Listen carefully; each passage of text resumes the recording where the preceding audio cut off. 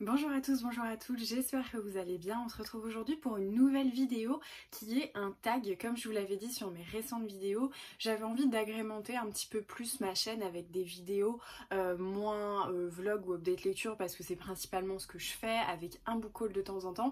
Et je me suis dit pourquoi pas essayer de se connaître un petit peu mieux, ou en tout cas que vous me connaissiez un petit peu mieux sur mon rapport à la lecture et tout ça. Et c'est pour ça que j'ai décidé de faire un tag qui s'appelle Mon rapport à la lecture d'une manière très originale et qui pose 2-3 questions comme ça. Donc je me suis dit que ça pouvait être sympa parce que ça peut répondre à quelques interrogations que vous pouvez avoir, et en plus ça vous permet d'avoir le plaisir de retrouver votre chroniqueuse préférée avec la tête coupée en milieu de semaine pour une petite vidéo qui change des updates. Donc j'espère que ça vous plaira. N'hésitez pas du coup à me le dire en commentaire, et puis surtout n'hésitez pas à me suggérer d'autres tags parce que j'en connais pas beaucoup, j'ai juste trouvé celui-ci en tapant bêtement sur internet. Donc si vous avez envie d'entendre d'autres tags en particulier, n'hésitez pas à me faire vos suggestions en commentaire, et on commence tout de suite. La première question de ce tag, c'est quel est ton rythme de lecture? Donc mon rythme de lecture, je pense que c'est 2 à 3 livres par semaine. Ça peut être plus, ça peut être moins, ça dépend de la longueur du roman, hein, d'une manière assez logique. En temps normal, je pense que je vais lire au minimum 2 livres. Ça peut être ensuite un graphique ou un livre un peu plus rapide, mais c'est vraiment, je pense, mon rythme de croisière d'avoir au moins 2 livres minimum. Ce qui après est, je pense, une moyenne parce que ça arrive que j'en lise beaucoup moins, ça arrive que je ne lise que des graphiques. Enfin, je suis pas. J'aime bien lire plusieurs livres parce que j'ai envie, voilà, d'avancer dans ma pile à lire, de découvrir d'autres histoires, d'autres romans, mais je me mets pas une pression par rapport à ça. Alors la seule pression que je peux me mettre, c'est vous donner du contenu diversifié. Sur Booktube, parfois j'ai juste envie de lire plein de fois la même chose. Enfin, je sais que pendant le premier confinement, quand j'avais commencé cette chaîne, j'avais envie de lire tous les Gardiens des Cités Perdues, sauf que ça allait pas être très rigolo pour vous si vous n'aviez pas envie à première vue de vous lancer dans cette saga, que je vous parle essentiellement de ça. Donc forcément, c'est des choix que je fais un petit peu parce que, eh bien, je vais pas dire que je suis toute seule dans mon rythme de lecture, mais en tout cas parce que j'ai envie de vous proposer un contenu. Sur le rythme de lecture, ça c'est quelque chose pour lequel je ne me force pas. Ça arrive des fois que j'ai pas du tout envie de lire, et dans ce cas précis je ne lis pas, ou ça arrive que j'ai envie de lire essentiellement des mangas ou des romans graphiques, et dans ce cas là je le fais. Donc mon rythme de lecture c'est 2 livres minimum, mais ça peut changer. Parfois j'ai des emplois du temps de folie où j'ai pas le temps de lire et où j'ai même pas le courage et la force mentale de me lancer dans un roman de 500 pages. Donc voilà, c'est quelque chose qui varie beaucoup en fonction de la période, mais en temps normal mon rythme de croisière, on va dire que c'est minimum 2 livres par semaine, et voilà. La deuxième question, c'est un ou plusieurs livres en même temps. Alors j'ai l'impression que cette vidéo, à chaque fois je veux dire oui mais des fois, donc c'est un petit peu ça. La plupart du temps je lis un roman à la fois, j'aime pas trop mélanger mes lectures. La seule exception ça peut être d'avoir un roman en cours, de pas avoir envie de lire le soir et de me faire un petit manga ou une BD à la place. Voilà, je vais peut-être alterner avec un roman graphique, mais par exemple les romans graphiques qui sont très épais, je sais pas, j'ai l'exemple du Joséphine Baker que j'ai qui fait au moins 300 pages, je vais pas l'attaquer au milieu d'un roman parce que j'aurais l'impression que c'est une lecture globale à part entière. Un manga ça se lit en 30-45 minutes, donc je peux alterner ma lecture avec ce genre de petit ouvrage, mais sinon j'aime pas trop avoir 2 romans en même temps. Parce que voilà, je trouve que moi j'aime bien rentrer dans l'histoire, j'aime bien être en pleine immersion dans un univers, dans un monde, et j'aime pas trop couper en fait. C'est vrai que je prends toujours l'exemple, c'est comme si on regardait 2 films à la fois. Alors il y a des gens qui vont me dire oui mais tu peux regarder 2 séries à la fois. Bah moi j'ai un peu de mal de regarder 2 séries à la fois. Alors comme je vous l'ai dit, hein, je regarde pas beaucoup de séries, mais on a toujours une petite série de fond avec mon chéri, et lui il regarde énormément de séries, il adore ça, il est très cinéphile, et en fait il regarde plein de trucs en même temps. Mais par contre on se fait une série qu'on regarde tous les deux, souvent c'est des épisodes assez courts, donc par exemple on s'en fait tous les How I Met, tous les Friends, enfin tous ces trucs là, les Community, mais en fait je suis toujours dans le même univers quand je veux le retrouver, et j'aime bien avoir ce système aussi avec les livres, et c'est pourquoi j'ai un petit peu de mal à intervertir des lectures comme ça. Après c'est pareil, il y a toujours des exceptions, notamment là je sais que je l'ai pas mal fait avec que le prix du livre romantique pour lequel j'ai participé avec les lectrices, enfin avec les éditions Charleston, parce que il y a beaucoup de manuscrits et vu qu'en fait je les lis en PDF, ça arrivait que j'ai un bouquin PDF pour les moments où je pouvais lire en PDF et un autre sur papier que je lisais qui reste sur ma table de chevet. Donc voilà. Et puis il y a des lectures parfois qui sont très longues où je pense que peut-être j'aurais envie de lire autre chose. J'ai très envie de lire Le Prieuré de l'Oranger. Je crois qu'elle s'appelle Samantha Shannon, l'auteur, qui était sortie aux éditions de Sexus et qui avait vraiment fait... je pense que vous en avez entendu parler parce que tout le monde en parlait, étant donné que c'était une des premières maisons d'édition à venir sur le marché avec un paperback et un livre lié. Et ce livre, je crois qu'il fait au moins 1000 pages. Et je me dis, mais dans un contexte comme ça, j'aurais forcément envie, au bout d'un moment, d'en sortir et d'en revenir. Parce que 1000 pages, c'est quand même... Je trouve ça demande une grosse implication de temps et parfois on a envie qu'une aventure avance un peu plus rapidement, donc peut-être que dans ce cas de figure je lirai plusieurs livres à la fois, mais en tout cas pour le moment les seules fois où j'ai, je pense, pris un livre alors que j'avais une lecture en cours, c'est quand le livre en cours ne m'allait pas du tout, que c'était pas le moment de le lire et que j'avais juste envie de le mettre de côté. Donc et souvent d'ailleurs je les reprends jamais, donc non, moi je suis un livre à la fois. La troisième question, c'est livre papier ou e-book, et pour moi il n'y a pas photo, rien ne pourra remplacer le livre papier, d'avoir le bouquin entre les mains, de feuilleter les pages, d'avancer, de constater vraiment la progression du livre papier. Je trouve que c'est à la fois encourageant et hyper stimulant parce qu'on a envie d'aller à la fin et d'avancer dans l'histoire. Moi j'ai pas de liseuse, pour les lectrices Charleston on a 2-3 manuscrits qui sont en PDF, alors après je les lis aisément sur mon téléphone parce que avec l'application, je crois que c'est l'application Book, e-book ou livre, enfin je sais pas comment ça s'appelle sur l'iPhone, je trouve que c'est plutôt bien organisé, on peut même baisser la luminosité, mettre de la lumière jaune, je crois qu'on peut mettre sur le fond noir, donc c'est assez bien fait, mais sinon en fait c'est vraiment un cas de force majeure si je dois le lire en e-book parce que j'en achète très rarement, j'ai dû en acheter un ou deux, comme je vous disais, je crois pour le tome 2 de Clarissa Bard quand il avait été en promotion, sinon j'achète pas d'e-book, j'achète pas de trucs comme ça, et c'est vraiment très rare où c'est des contextes particuliers où voilà je sais que je peux pas faire autrement, donc ça peut m'arriver de me dire bon allez je me prends un e-book parce que j'ai pas d'autre solution, mais sinon je lis essentiellement sur papier, je pense que ça se voit, que ça justifie mon problème de place. Ces deux questions cumulées entre mon rythme de lecture et si je préfère les livres papier ou pas, ça justifie tout le problème d'encombrement et de stockage des livres chez moi, mais pour le moment je renoncerai à ça. Je pense que mes quelques préoccupations sur la place ne valent pas d'acheter une liseuse parce que pour moi c'est vrai, ça fait vraiment partie de mon bonheur de lectrice.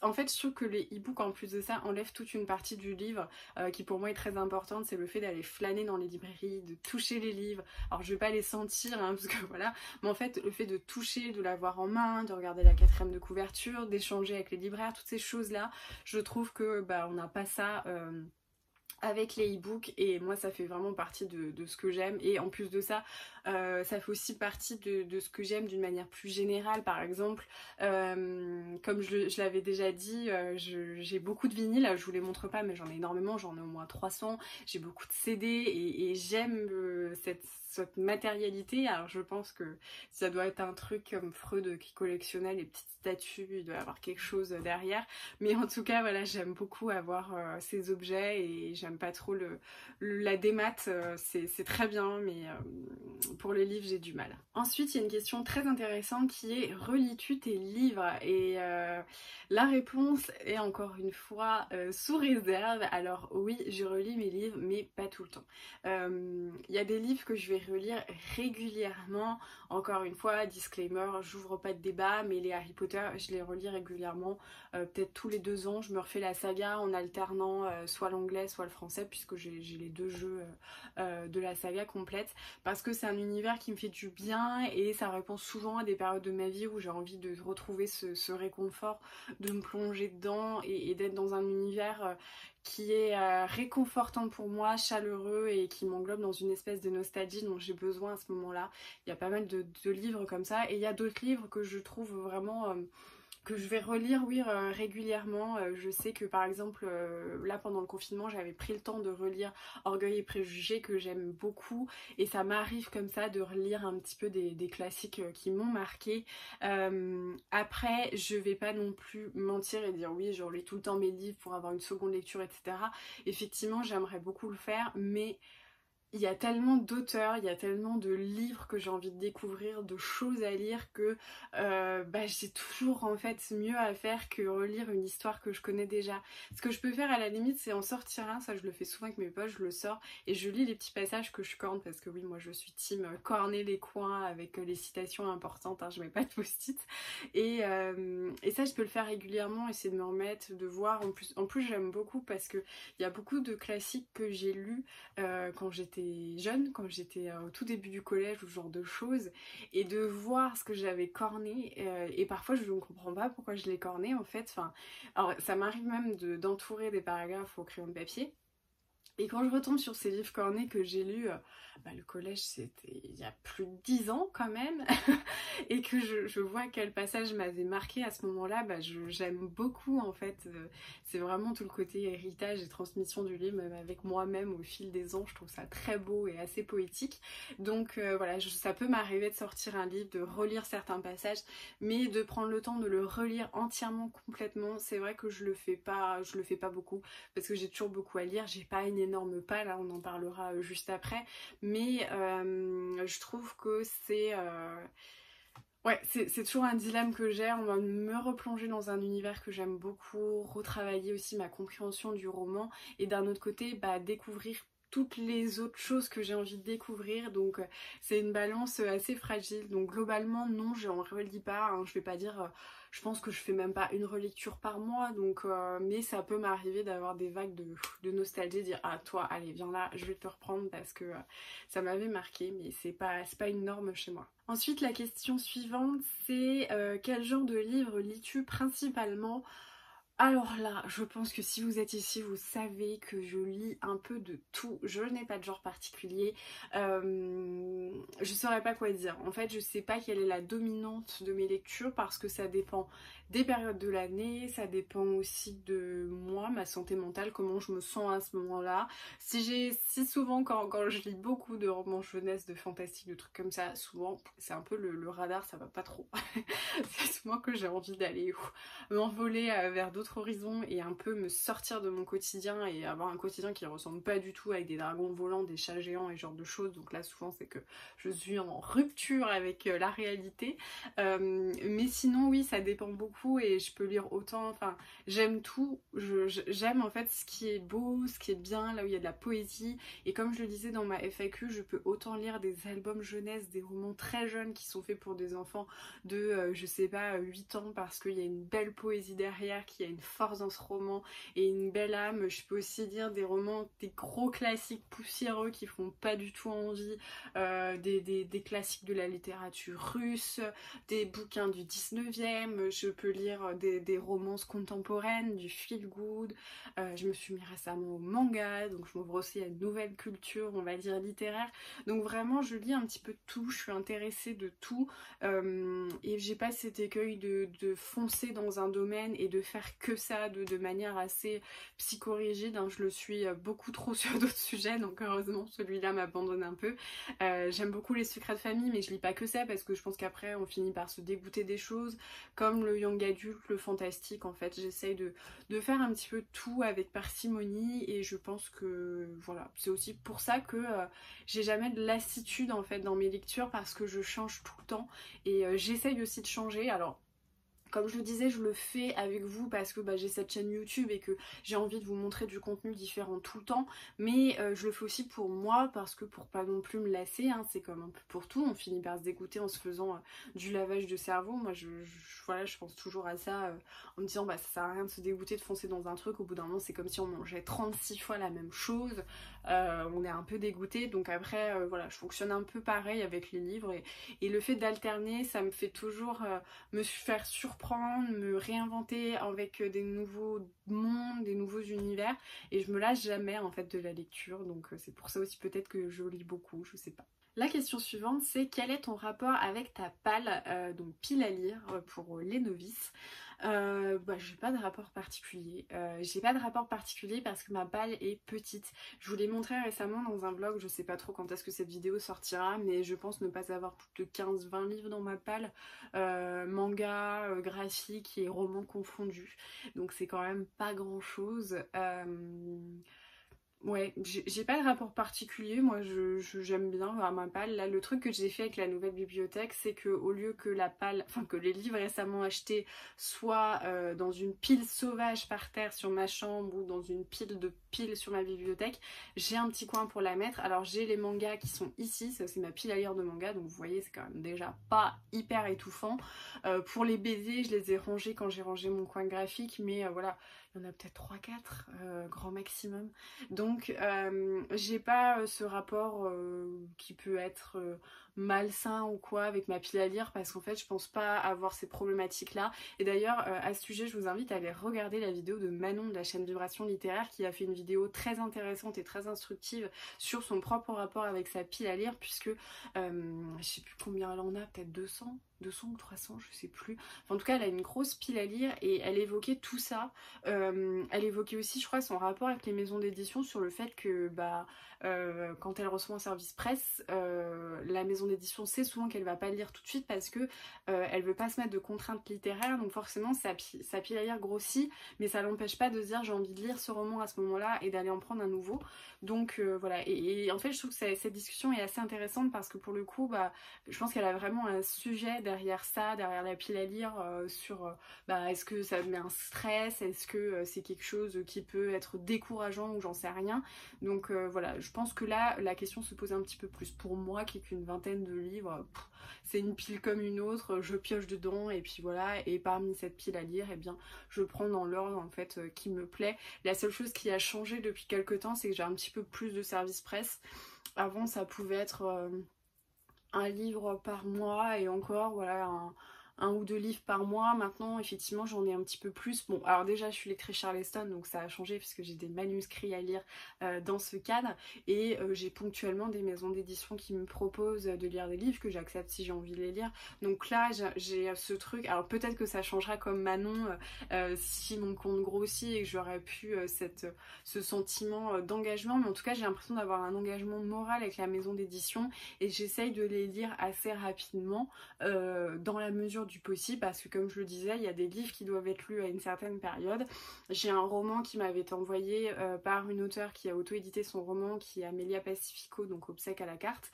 Quand elle me l'a proposé ce roman, je le trouvais très à propos, puisque comme vous le savez, j'ai connu beaucoup de deuil dernièrement, et puis là en ce moment, vu que voilà, il y a d'autres choses qui me tracassent, j'ai pas forcément envie d'aller vers celui-ci, donc je me dis, je vais pas me dégoûter à prendre un livre qui a priori n'est pas le sujet dont j'ai envie de parler et dont j'ai envie de rentrer dedans pour le moment, si c'est pour m'en dégoûter et avoir un avis qui est biaisé. Donc je pense qu'encore une fois il faut rationaliser tout ça, me sentir engagée parce que je reçois des livres et qu'on me propose de les lire. Oui c'est une chose, après comme je l'avais déjà dit, c'est aussi, on est aussi acteur du livre, donc on n'est pas non plus là à que recevoir des cadeaux, mais en tout cas je considère que moi par rapport à ce que je fais c'est un privilège de recevoir des livres, j'en suis toujours super contente, donc j'aime bien quand même faire les choses en ordre, prendre soin de faire mes chroniques et ce genre de choses. Mais si c'est pas le moment de le lire, si je sens que je me sens obligée de le lire et c'est au péril de l'appréciation de ma lecture, je vais pas rentrer dedans et je le lirai en temps voulu. Donc voilà, encore une fois, j'ai pas de pression avec ma pile à lire, même si elle est pas étouffante, elle est pas écrasante, elle est pas démotivante ou j'en sais rien. Enfin pour moi, il faut pas une motivation particulière pour le lire. Donc la seule chose, c'est que parmi celles-ci, je pioche aussi selon mes envies et puis voilà. Mais pour moi, il n'y a aucun stress de ce côté, donc si vous voulez par contre avoir le point de vue de quelqu'un qui a une grosse pile à lire, n'hésitez pas à aller voir du côté de Vibration Littéraire. La dernière question concerne les pannes de lecture, donc as-tu déjà eu une panne de lecture et comment faire pour en sortir? Alors, la panne de lecture, c'est un concept auquel je crois pas forcément, enfin je pense que En fait, c'est pas un sport, enfin, j'aime pas trop ce côté dysfonctionnement du terme panne de lecture en fait. Soit on a envie de lire, soit on n'a pas envie de lire. Il y a des périodes de sa vie où on a envie de lire et d'autres où on n'a pas envie de lire. Il y a des périodes où on a le temps, d'autres où on n'a pas le temps. Donc pour moi, je pense que c'est pas vraiment une histoire de panne de lecture. En fait, j'ai du mal à concevoir que quelqu'un ait très envie de lire et qu'en même temps, quand il ouvre un bouquin, il n'y arrive pas. Parce que moi, quand j'ai très envie de lire, enfin comme tout le temps parce que c'est mon passe-temps et que j'adore ça, et que je prends un livre sur lequel je bute et où je me dis oh je rechigne un peu à l'ouvrir, j'ai pas envie d'y aller, mais j'y vais quand même en me forçant mais en ayant du mal à avancer, bah ça veut dire que le livre il n'est pas fait pour moi à ce moment-là, que j'ai pas envie de le lire, que ça matche pas avec mon humeur, avec les choses qui me traversent à l'esprit, enfin voilà, c'est qu'il y a un élément par rapport à moi qui fait que j'ai pas envie de lire ce livre et c'est tout, je le referme et j'en prends un autre. Mais il y a des moments où j'ai pas envie de lire, j'ai pas envie d'ouvrir un bouquin, j'ai envie de faire autre chose, j'ai envie de tricoter, j'ai envie d'écouter de la musique, j'ai envie de regarder un film, j'ai envie, je sais pas, de jouer à Animal Crossing, enfin j'en sais rien. Mais il y a des moments pour tout, donc pour moi, je ne comprends pas, et pour moi ce concept de dysfonctionnement de lecture, d'éléments qui nous empêchent de lire, qui seraient intrinsèques, pour moi ça n'existe pas. Donc la panne de lecture, c'est un concept que, voilà, que je vois pas, comme je le disais, il y a pendant mes révisions du CRFPA, du concours d'avocat, j'ai pas lu un bouquin, j'ai dû lire 3-4 graphiques sur le week-end quand je pouvais, mais parce que mon cerveau il était occupé, il y a autre chose, il était focus sur quelque chose, et la lecture, j'avais pas envie d'être dedans, mais c'est tout, c'est pas une panne de lecture, c'est juste que le moment de ma vie faisait que je pouvais pas, et je pense qu'il y a ça pour beaucoup de choses, donc non, le fait d'avoir envie de lire vraiment et d'avoir quelque chose qui me bloque, ça je l'ai pas connu, à part voilà, comme je vous dis, si c'est pas le bon livre au bon moment, bah dans ce cas-là je le pose et je continue. Donc pour le deuxième écueil de la question sur comment faire pour y remédier, bah, trouvez le livre qui vous plaît et puis voilà, souvent si vous avez vraiment envie de lire mais que vous bloquez, c'est votre lecture le problème, hein, c'est pas vous, parce que si on a la motivation pour ouvrir un livre et pour se lancer dans la lecture et qu'on a envie de faire ça sur le moment T comme passe-temps, et bah c'est le livre qui ne matche pas, tout simplement. Moi je rationalise ça un petit peu plus parce que le concept d'empêchement personnel pour pouvoir lire, j'y crois pas du tout, donc voilà. C'est tout pour ce tag, donc rapport à la lecture. J'espère que ça vous aura plu, que ça aura ouvert des discussions sur vous-même, votre rapport à la lecture, à la pile à lire, à votre rythme de lecture ou à tous ces trucs-là, et la panne de lecture, enfin bref. N'hésitez pas du coup à mettre des petits commentaires pour qu'on papote là-dessus et qu'on échange autour de ça. Et puis comme je le disais en début de vidéo, n'hésitez pas à me suggérer des tags si vous les avez vus chez d'autres gens et que ça vous a plu de les regarder, que c'était divertissant. N'hésitez pas à me faire des petites suggestions. En tout cas, n'hésitez pas à mettre un petit pouce, à vous abonner et à mettre un commentaire. Et en attendant, je vous souhaite de très bonnes lectures et je vous dis à très vite.